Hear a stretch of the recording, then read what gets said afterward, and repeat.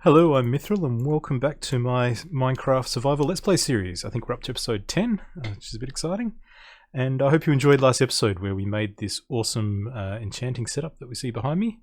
And I've been putting it to good use. As you can see, we've managed to get some fire protection on a helmet, which is great because I, on the odd occasion, like going swimming in lava, and I also got feather falling on some boots, so that is really cool. I'm rocking the golden chestplate because I think we picked that up adventuring, and so I figure I might as well use it rather than not. And yeah, so we're just sort of working our way. It's a bit sort of up to luck as to what we're getting and what we're enchanting, but as I hit level 30, I come up here and see what I can do. Yeah, so I think this build turned out really well. I kind of didn't foreshadow anything last episode because I wasn't really sure what I was going to do next. But I think the time has come to do a hostile mob farm. Part of the reason for that is that we've got quite a lot of terraforming to do.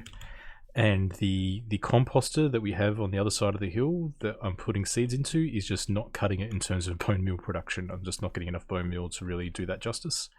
And the other reason that I'd like some bone meal is we're still missing the podzol from these paths. And I've done a little bit of research, and it turns out you can actually farm podzol by using the 2x2 spruce trees, I believe. When they spawn, they generate some podzol underneath it. So I'll still need to get a silk touch shovel, which is just going to take some more trial and error with the enchanting table, I guess. But when I do, it would be good to have plenty of bone meal so we can sort of pump that out and get this path finished off. So in terms of the actual location of the farm, I'd like it to be somewhere relatively close to the base so that it's sort of up and running most of the time.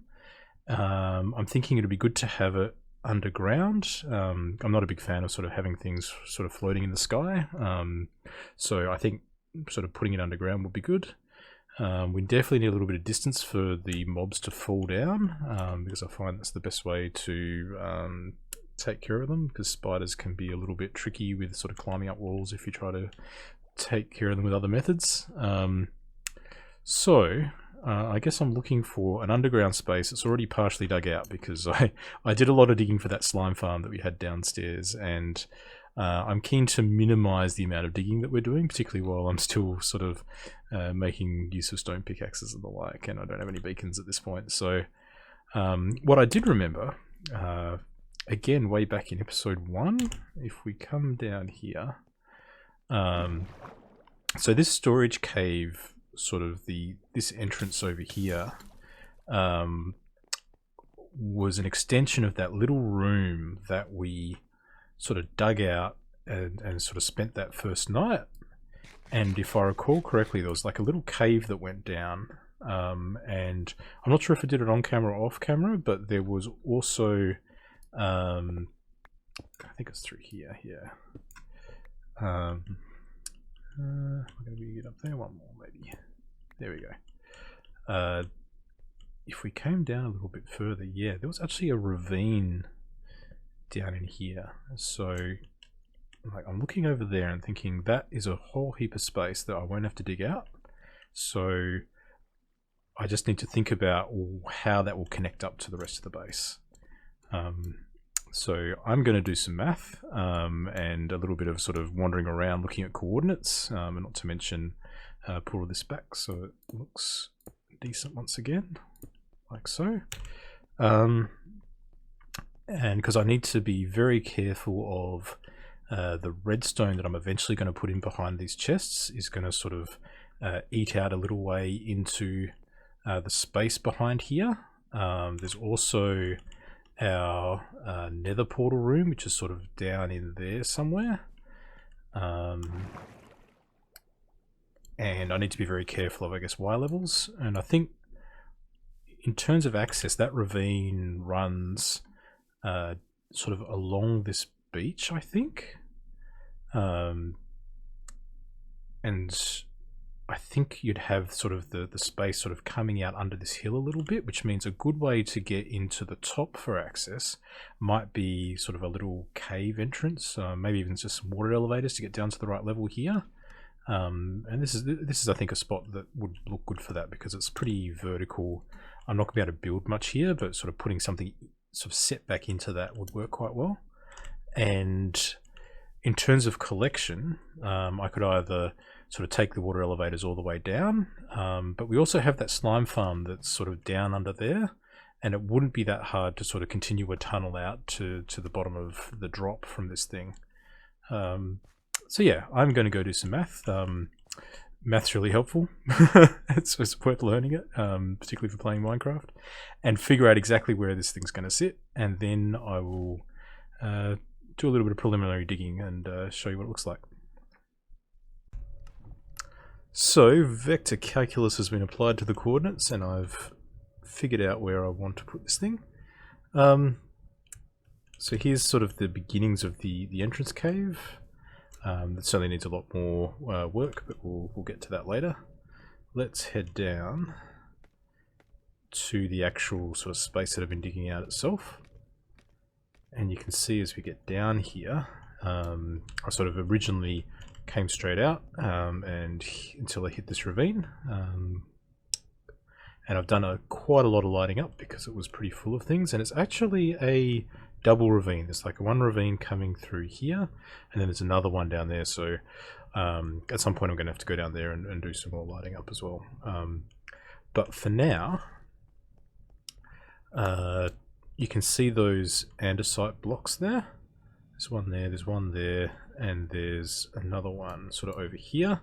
And so this is going to be the footprint of the mob grinder or mob spawner, and I'm going to use a design that I actually used on my old server, and I might actually show you a clip of that in a minute. But the way I'm going to build this, because it's going to be quite a large space, I'm thinking of maybe, I don't know, four levels of spawning platforms. I don't want to sort of hollow out the space and then have to sort of scaffold back up into it, so I'm going to kind of build it as I clear it out and dig it out. So we'll see how that goes. So yeah, let's have a quick look at a rough design of what I'm planning to do, and then I'll probably start by maybe doing the roof and one level of this just to show you the how it's going to sit in here, and then we'll continue building it out. So here I am on my old server. You can see we've got a sort of chamber here where all the mobs get pushed down into. I think you can see a spider coming along the water stream here, and up there are the spawning platforms, and I kind of built this thing so that you could turn on some lighting to stop the spawning happening, and we'll also turn off the water as well, so we can actually go up and have a look. So you can see the spawning platform sort of push into this water channel that then makes its way down into the chamber, and then under the chamber we have a sort of rail collection system that runs over hoppers into some chests, and yeah, this has been running for some time and backed up. So let's head back in behind everything where we have some hopper clocks that are running the pulses for the water, and up to one of the actual levels, and I think I can use this button to pulse and just turn that water off. There we go. Come in. Alright, oops, so we do have some friends. Happily we're on creative, so they won't attack us. You can see the design I've gone for has these dispensers, which are dispensing water out and sort of pushing the mobs off into the water stream. I went with a fairly bulky design, which had these lights, so you could actually sort of come in here and do maintenance if you needed to. But to be honest, once I set it up, I didn't really need to do that, and at the time I didn't really think through the fact that you could, if you want to stop the mob spawning, you can just simply leave the water out. So I think that's the approach that I'm going to take with the new one. So my plan is to build more or less one side of this, to push the mobs out into the water stream. And the other complicating factor is that I don't have enough string for the dispensers, so I think I'm going to use pistons instead to sort of pull a block out and allow water to run out. So, yeah, that's this mob spawner. It's only, I think, 2 levels, but there's 2 sides to it, so I'm going to build the same thing again, except I think I'm going to go for 4 levels on one side. I hope you enjoyed this, and let's get on with the build. So, I've been busy. We now have that roof and first platform in. You can see I've gone for that same sort of sawtooth pattern, and this is where the pistons are going to be releasing the water stream, so there'll be a water source block up there. So what we'll need is a piston there, and a block. We'll just go and pop all those in, because it won't take long. So the torches here will get sort of flushed off with the first lot of water when I put those source blocks in. And I'm missing a couple of spots for which I'll have to clean up from the other side in a minute. Yeah, so nearly there. 1 and done. Excellent. So that's where the water will come from. And I've also started work on making some space for the redstone in behind. So yeah, that will need a back to it right there. Cool. So here we have the pistons, which are going to be pulling and pushing those blocks in and out from underneath the water. And this is a bit longer than how far the redstone signal will travel, so I think it makes sense to feed in the redstone current from the middle and then go out in each direction. So we'll put in a couple of redstone repeaters like so, one there and one there. That will make sure that it gets powered all the way along here to push those pistons in and out. And for now, eventually I think I'll have 1 or maybe 2 torch towers that come up the back to sort of do all the different levels. But for now we can just make do with a lever, which we'll just put here. And we'll see how that went. How's that looking? Yeah, so they've all pushed out, which is good. So now all we need to do is pull them back again, and let's see, we'll need an infinite water source, which I might just make over here somewhere, and I'll go through and actually no, let's do that on camera. Why not? Oh yeah, I also I caved. I got a diamond pickaxe. I got an unbreaking enchantment on it, so the diamonds aren't wasted too much, and it's made everything much faster in terms of hollowing this thing out, which has been great. Yeah, the stone pickaxes were just taking too long. There we go. My infinite water source. So this, in fact, this is going to be a complete. Let's start from this end. It should be right. So hopefully, when we put this up, it's going to cover basically 5 wide out to this sort of sawtooth here. So let's see what happens. Yep, that is perfect. And then do the same with this one. If we remove that block, like so. And I'm not prepared for this one either. So I need to do there. I can just put that up there like that. Perfect. That's that one. Then we'll just grab a little bit more water. 1 and 2. We go with that and like that. And and the last two. 1, 2. That. And that. Oh, we're looking pretty good. Yeah, so basically anything that's on these on this spawning platform is just going to get pushed straight over the edge here. Will be a little bit slow towards the end, but I think that'll be alright. It'll still end up coming over the edge. Certainly it was still working on some of the tests I was doing. Yeah, that is one platform fully operational. So what I will do, I'll probably turn that water off and just light it up temporarily again. All the torches just sort of get flushed off, so when I do turn it on properly, I'll just be able to collect all the torches in the same place that all the mobs drop, which should be fine. And I will attempt to do this in a time lapse, but there may be a little bit of jumping around because it's going to be a sort of a switching between digging and building, so we'll see how it goes.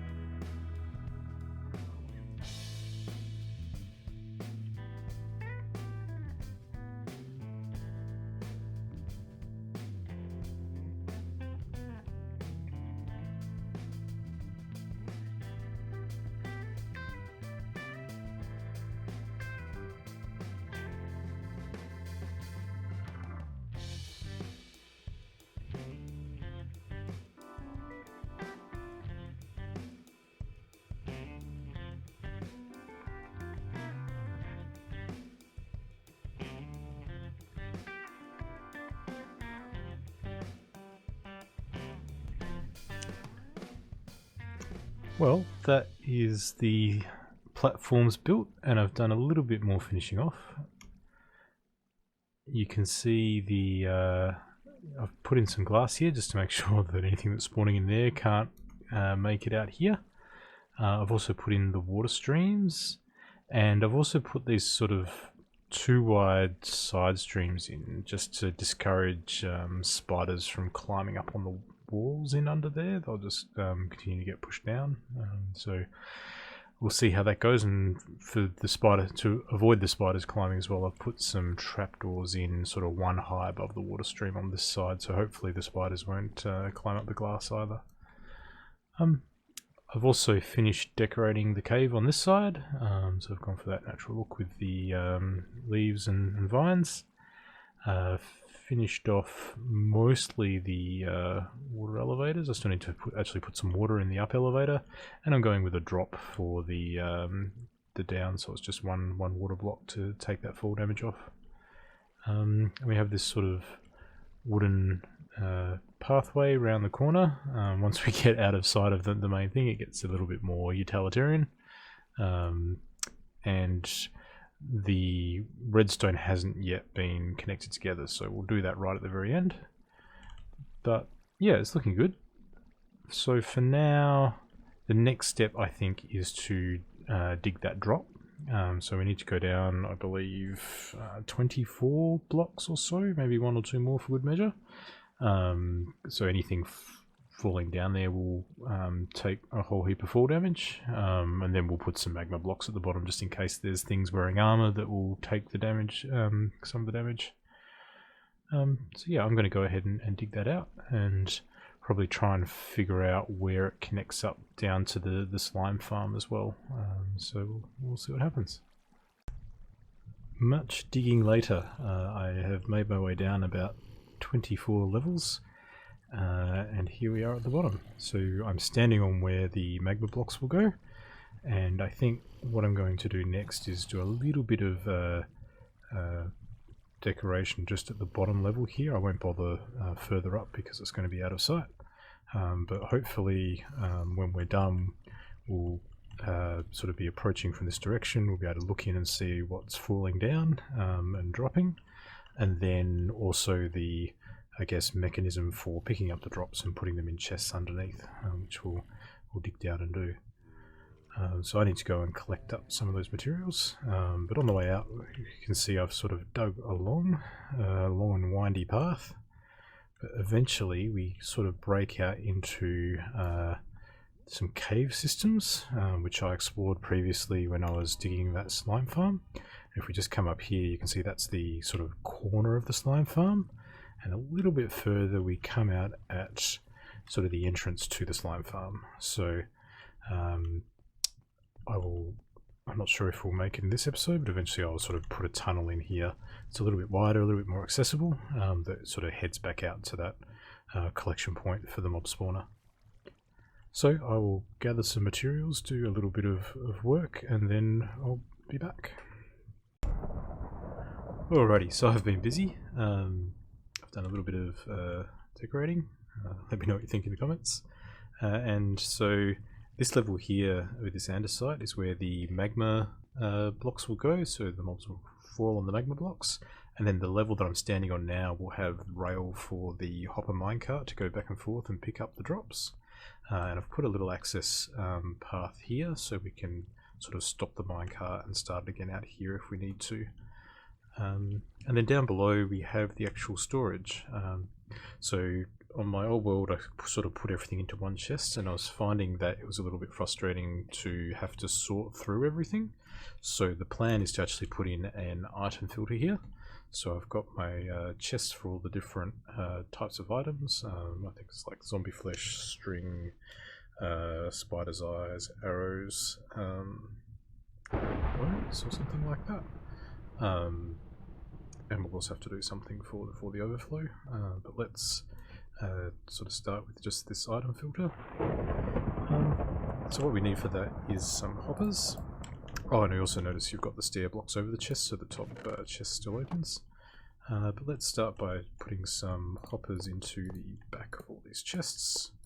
So just using shift to make sure it goes into those chests correctly. And then we need another row up top for the actual item filter. And then what we'll do is make use of some more of these oak planks. So I've been using, I think it's the granite block for a lot of my redstone, but for storage systems, I noticed on the chicken cooker that we did a few episodes ago, sometimes when you're looking in between, you can actually see, so you can see the grey of the stone in behind there. So I thought if we build it out of more of the oak planks, it'll blend in that slight bit better. So let's see what it looks like. So I'm also doing this because there's no lava nearby, because there's nothing worse than having your redstone go up in flames, so I don't usually use wood for this kind of build. Alright, so that's looking pretty good. We'll go ahead and put the redstone repeaters in. So I'm using that item filter design based on that tutorial by Impulse SV, which I'll put in the description below. I'm just going to build that out real quick.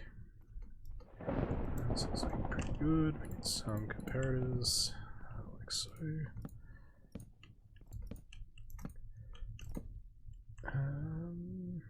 And some redstone dust.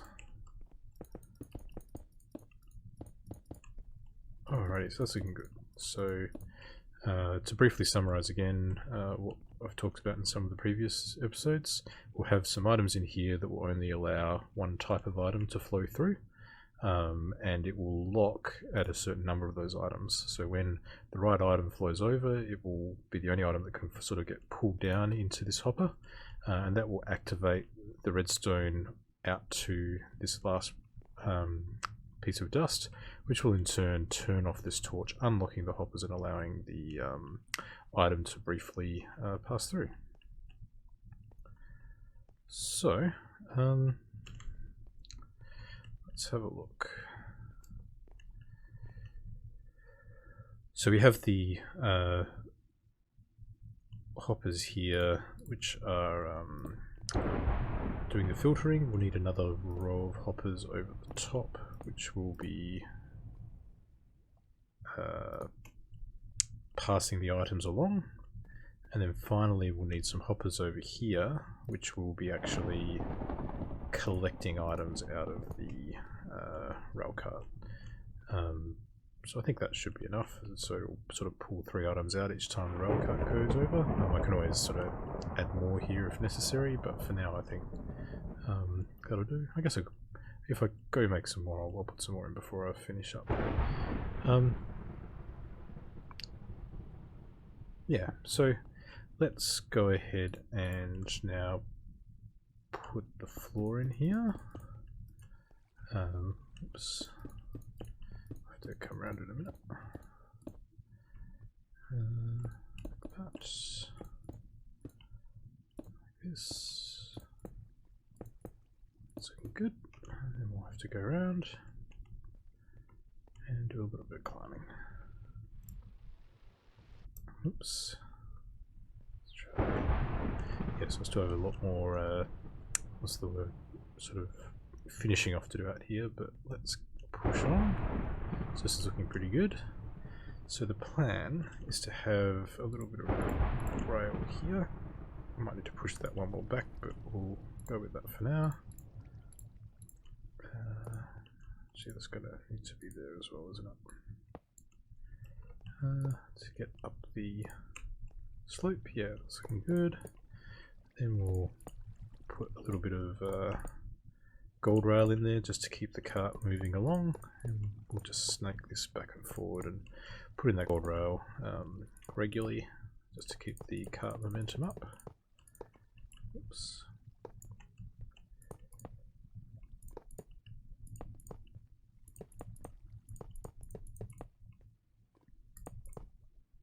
So, as we come closer to the actual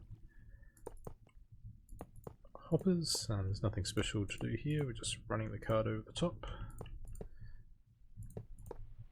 And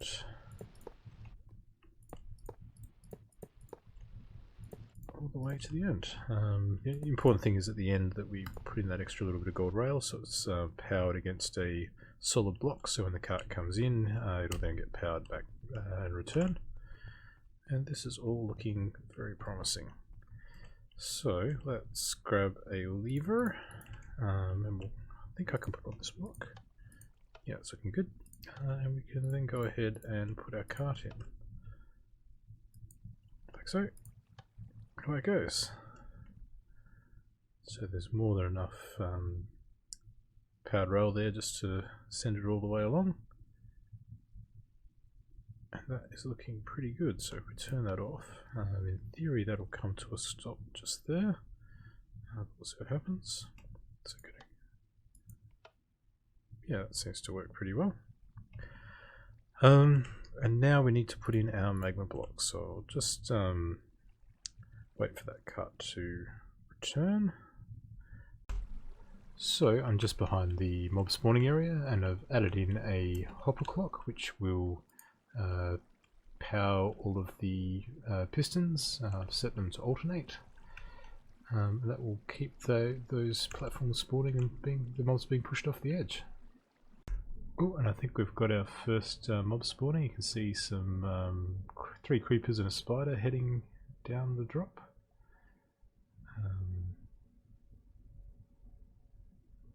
Yeah, it looks like, are they getting caught? They are getting caught. Might need to head in there and replace,